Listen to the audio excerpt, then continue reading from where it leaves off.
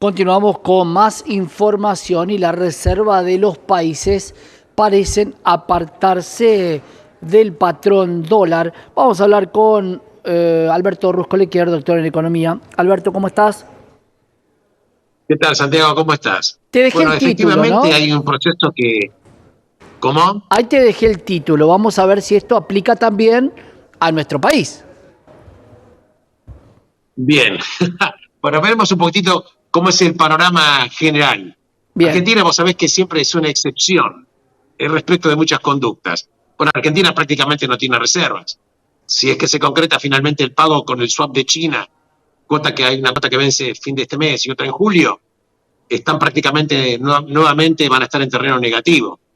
Con lo cual ya no es Argentina en qué moneda va a tener la reserva, sino que si la las pregunta claro, fundamental en Argentina es si tiene reservas. Pero exacto. independientemente del tema, desde el punto de vista de la geopolítica, hay que entender tres cosas que para mí están haciendo un punto de convergencia. En principio, que hay una decisión política de China, que es la segunda economía del mundo, de tratar de, con el tiempo, de que el yuan, su moneda china, sea también una moneda internacional de intercambio entre los países. En principio, esto, por supuesto, uno lo escucha y le parece que prácticamente es un imposible, porque la verdad que la mayor parte de las transacciones mundiales se realizan en moneda estadounidense, los commodities cotizan en moneda estadounidense, pero no obstante, observamos un poco una conducta. Hay tres aspectos que hay que ver por qué los bancos centrales del mundo, en líneas generales, están un poquitito desdolarizándose. Veamos, China, por ejemplo, está volcando últimamente, en los últimos 2 años, te diría, mayor compra y trasladar las reservas un poco de dólares a oro. ¿Por qué lo hacen? Porque acá hay dos motivos. En principio, por supuesto, porque quieren luchar contra el dólar para tratar de ver que el dólar no sea la única moneda fundamental. Pero también hay otra situación, que es que el déficit que tiene Estados Unidos, que en el año 2023 aproximadamente está rozando el 5%. Y te quiero comentar que hace 48 horas, Santiago, la subdirectora del Fondo Monetario Internacional hizo una advertencia a Estados Unidos de Norteamérica diciendo que hay que cuidar el déficit fiscal. ¿Por qué? Porque hay una estimación de propios economistas norteamericanos que dicen que el déficit fiscal de Estados Unidos el próximo año, 2025, puede llegar a tocar el 7%, Claro, y el Fondo preocupa. Monetario estima que en los próximos 10 años Estados Unidos va a navegar con déficit fiscales entre el 5.3 y 6.3. ¿Esto qué supone? Supone que en realidad Estados Unidos está prácticamente imprimiendo dinero, porque finalmente los déficits se transforman en bonos que se van emitiendo. Y los países, los bancos centrales del mundo, por supuesto, no es que acumulan el billete físico, acumulan en la moneda norteamericana básicamente los bonos. Pero ¿qué es lo que pasa? Se está produciendo con el tiempo una inundación de déficits fiscales que se transforman en bonos. Los bonos con el tiempo van a tener que perder un poquitito de valor, porque los bancos con cierto escepticismo están mirando, bueno, estamos apostando las reservas a una moneda que prácticamente no tiene casi control. Pero a esto Claro. tenés que sumarle el tema de la guerra. El tema de la guerra que hubo de Rusia con Ucrania también fue un factor fundamental. ¿Por qué te digo, Santiago? Porque la verdad que Rusia, que es un enorme exportador de energía, petróleo, gas, reemplazó prácticamente los requerimientos que le tenía Europa con prácticamente el nuevo cliente que fue China, que casi suplió en gran parte, no únicamente, pero en gran parte los requerimientos de compra de energía. En consecuencia, llegó a un acuerdo Rusia con China de que las compras que China le hace a Rusia se las paga, se depositan en un banco en China en yuanes, y las compras la viceversa, cuando China le compra algo a Rusia, Rusia le paga, por ejemplo, en rublos. ¿Qué quiere decir? Que ellos luego establecen un mecanismo compensatorio que prácticamente van compensando los rublos con los yuanes. Y también es cierto que la India, hoy la cuarta economía del mundo, también entró en este esquema con respecto al petróleo y la energía que está comprando. Entonces tenemos déficit fiscal grande que tiene Estados Unidos. No menos cierto es que hay que decir que China en el año 2022 tuvo, de acuerdo a informaciones oficiales, un déficit fiscal del 7.5%. No es poca cosa. Pero también es cierto que si Por vos lo cual, sumás, pero por por lo un cual, lado, Alberto, enfrentamientos militares. por lo cual no está mal tener déficit fiscal. ¿Cómo? Por lo cual no está mal que los países tengan déficit fiscal. Mirá, el déficit fiscal finalmente tiene que tener un límite, Santiago. Porque el déficit fiscal, ¿qué significa? Que vos tenés que de alguna manera compensarlo. ¿Cómo lo compensás? Emitiendo dinero que mientras el mundo acepte, en el caso de Estados Unidos, el dólar como moneda única y preponderante, todo funciona bien. Pero en un momento esto tiene un punto de corte, porque de la otra manera, si no imprimís dinero, te endeudás.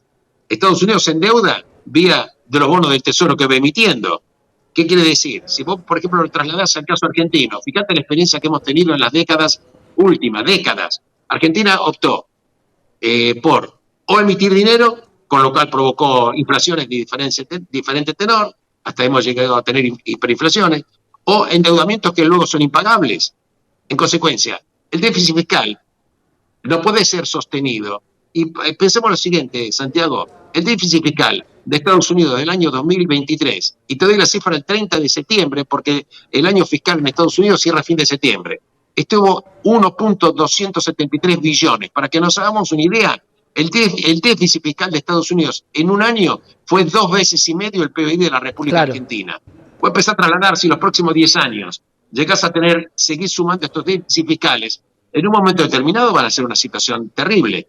En consecuencia, por eso no es casual que el propio Fondo Monetario le dice a Estados Unidos: atención, señores, que ustedes están financiando crecimiento con endeudamiento y esto no puede ser sostenible en demasiado largo plazo. Y volviendo al caso, en consecuencia, ¿qué hicieron los bancos centrales? Los bancos centrales entonces empezaron a cambiar posiciones respecto del oro, porque empezaron a incrementar las tenencias. Para darte una idea, hay el oro monetario, porque el oro se divide en dos partes: monetario y el oro en joyas. Hablemos del monetario, que es el que acumulan los bancos. El oro monetario estamos hablando de 8.000 toneladas, ¿correcto? Fíjate lo que está pasando con la cotización del oro. En agosto del año 2022 estábamos hablando de una onza de $1.800. Hoy estamos en 2.305. Quiere decir que hemos tenido una suba casi del 30% en un año y medio. ¿Esto por qué? Porque la verdad es que los bancos centrales, que son los que mueven estas grandes cantidades, son los que están apostando a intercambiar un poco los dólares o los bonos del Tesoro por oro. Están modificando un poco la composición de sus reservas. Fíjate vos otro dato, Santiago, que es muy importante. China tenía, hace un año, tenía aproximadamente el 70%, tenía aproximadamente más de 1.200.000.000, 1.300.000.000, billón 300 en bonos del Tesoro americano, y ahora está en menos de 800.000 millones. Fíjate vos, China, el movimiento lo podés ver fácilmente cómo se desprendió de una parte de los bonos, pero optando por lo siguiente: no los quiere vender en enormes cantidades, porque cuando vos vendés bonos en enormes cantidades, lo que haces es provocar una baja del mercado. Bueno, eso es entonces lo que está haciendo, eso es una de las cosas que siempre está esperando la maduración del bono. Claro. Quiere decir que cuando el bono vence, los cobra y luego lo traslada en reservas de valor: petróleo, energía, metales y oro. O sea que de alguna manera China deja de tener esta dependencia, o en realidad más que dependencia, este poder por sobre Estados Unidos, con la cantidad de bonos del Tesoro que tenía, va bajando, va mermando, y cuando caduque el bono, ¿decís que no va a comprar más bonos del Tesoro? En realidad, la política que está teniendo China es una política muy clara. Ellos quieren establecer que con el tiempo el yuan sea una moneda de valor aceptada por los países. Fíjate vos, Rusia, China, India lo tienen. Hace poco se hizo un acuerdo entre China y Brasil. Brasil es una economía enorme. También aceptaron pagarse en las monedas de origen de cada uno de los países. ¿Qué quiere decir? No digo que el dólar va a desaparecer, ni mucho menos, pero digo, el reinado total y absoluto está empezando a ser erosionado. El swap es algo de esto, ¿no? Esto es lo que nosotros tenemos que tener en cuenta. En la economía se puede hacer de todo también, Santiago. Lo que no se puede hacer es evitar las consecuencias. Déficits gigantescos, que se proyectan incluso en Estados Unidos. Recordemos que la economía norteamericana, estamos hablando de 23 billones.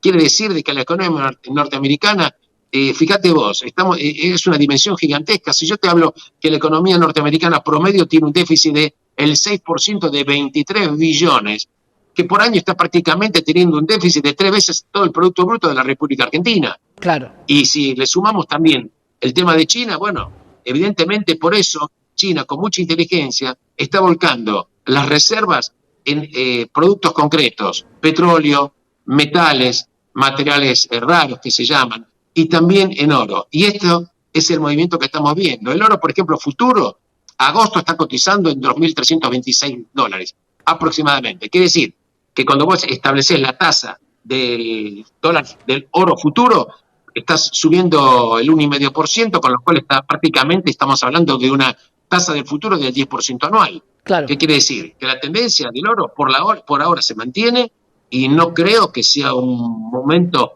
para desprenderse del oro. Esto parece indicar que no solamente la economía juega, sino que también juegan los hechos geopolíticos que hacen a las apuestas de los inversores. China, cuando hablamos, no es pequeña cosa. La reserva de China, estamos hablando de 3.3 billones. Estoy hablando del Banco Popular Chino, que es el Banco Central de China. 3.3 billones. Y cuando estamos hablando de China, estamos hablando de una cosa gigantesca. Claro. Y esto es lo que yo quería comentar, porque es algo que no se habla demasiado, pero que es un tema que está empezando a preocupar incluso al Fondo Monetario. Por eso le advirtió a Estados Unidos que se cuide mucho con los déficits fiscales. Y esto lo dijo Gita Kopinac, la subdirectora del Fondo Monetario Internacional, hace 48 horas. ¿Qué hay acerca del renminbi, la idea de la digital moneda que reemplaza o que estaría atada al yuan? El renminbi es la unidad mínima de este yuan. ¿Crees que se puede llevar a cabo alguna criptoactivo oficial para tener como refugio de valor? Muy buena pregunta. La verdad que quisiera estudiar un poquitito, pero todo podría ser posible. Porque también, finalmente, Santiago, las monedas físicas como tal van a tender a desaparecer. Claro. Como tal van a tender a desaparecer. Y no sería nada deseable que tengas una moneda china digital. ¿Por qué no? ¿Por qué no? Bueno, de hecho el swap, te decía, es como una forma de prestarte, pero claro, en mi moneda te presto. Yo te presto X cantidad de yuanes, después los convertimos, pero siempre ponerle el peso de la moneda tanto como lo hace en Brasil, ¿no? Así es, así es.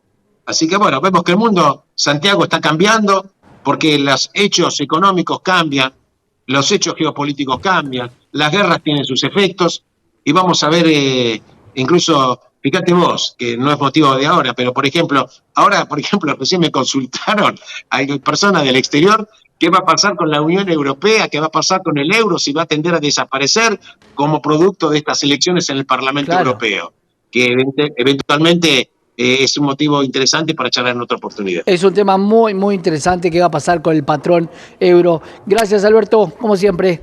Un abrazo enorme, Santiago, gracias. Te llamamos cuando tengamos reserva nosotros, ¿te parece? Bueno, gracias. Un gran abrazo, Alberto, doctor en economía. Alberto Borrusco le quiere siempre con nosotros en la tarde de Canal X.